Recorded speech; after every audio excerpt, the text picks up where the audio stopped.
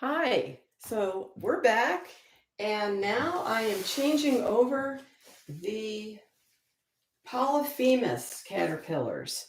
And this might take me a few minutes, so if I have to break off a little early here, I'll come back to continue this. It turns out this is pretty dense in here. Let's see if I can get it off, though. If I could get it off, I could hurry and continue without breaking.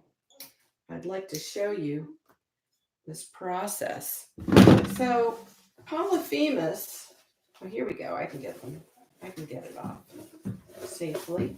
When I say safely, I don't want to rip any caterpillar legs. I bring them up together because they could have a caterpillar straddling in between, and I have to be careful. I've got a beautiful, big, fat one here. So we did that okay. That's good. The Polyphemus is something that's legal in 50 states without a permit. So I have a special permit so that I can have giant silk moths from different states in the United States. I don't have an international permit yet. I would like to work on that. But Polyphemus are great for kids and doing this caterpillar raising, giant silk moth raising, because these are legal here. Now, we do have a lot of really spectacular native to Arizona silk moths. And Glover's was one we started with, but unfortunately we had that virus, and that's why and I'll explain more about my uh, method of using Clorox to clean everything. Ever since I've done that, I've got a handle on that virus, and I don't have the losses anymore. So I'm really happy about that, and I will share all my knowledge on butterflyandmoth.org. So that's a really nice size Polyphemus.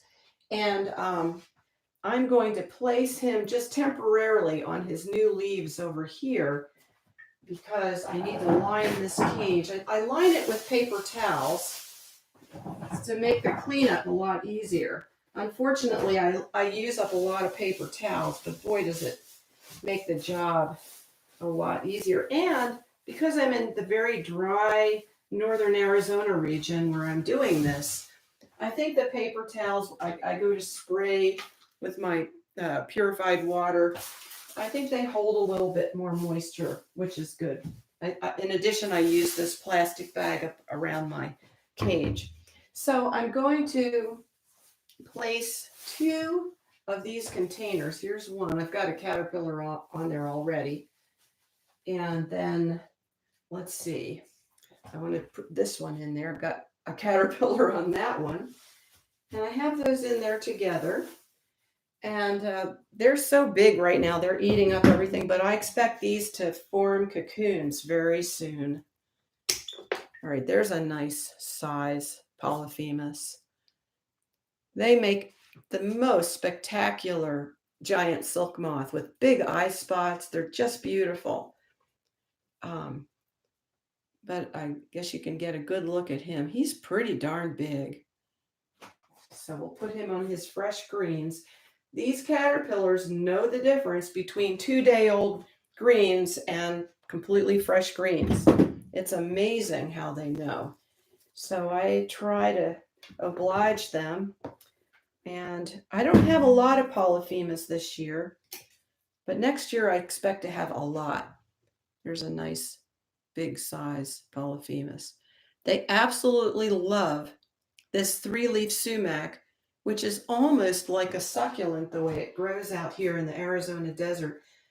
Again, Polyphemus, this 3-leaf sumac, Rus trilobata, is not described for Polyphemus at all, but they do, as you can see, they're doing great on that plant. Oh, here's a huge one. Don't want to miss anybody. And I'll go through all these greens as I cut them up to make absolutely sure. Look at the size of this beauty. He is massive. That is just a beautiful big caterpillar. And I don't have a great scale, but I mean, that's my finger. Not that I have huge hands, but holy guacamole, that is one big dude. And he's eating as I hold him. That's when they get to this size, it's crazy, but they continue to eat even when they're disturbed. You can see him eating there. So I'll put him on his, that's why I have a double vase of plants for these guys right now, because they're really trying to get big and they're in their last stages. So I'll continue just to cut this up and clean this up and put this away. And I'll make sure, the way I do this, I pull out the plant without hurting anything. I do it very gently and make sure there's no more left. I had very few of these. I think I had a total of 6 or so. So if there's any left, I'll find it as I cut these up and then throw them out in a trash bag behind me. So I'll be back in a few minutes to just kind of review what I've got left. And if you were with me on the previous segment, it turned out that the hickory hornbeam caterpillars, they just wanted to get out or get down. So I ended up taking them out and putting them in their pupation boxes. So I'll show you that in a few minutes too when I come on back and we conclude everything here. Okay, see you back in a moment.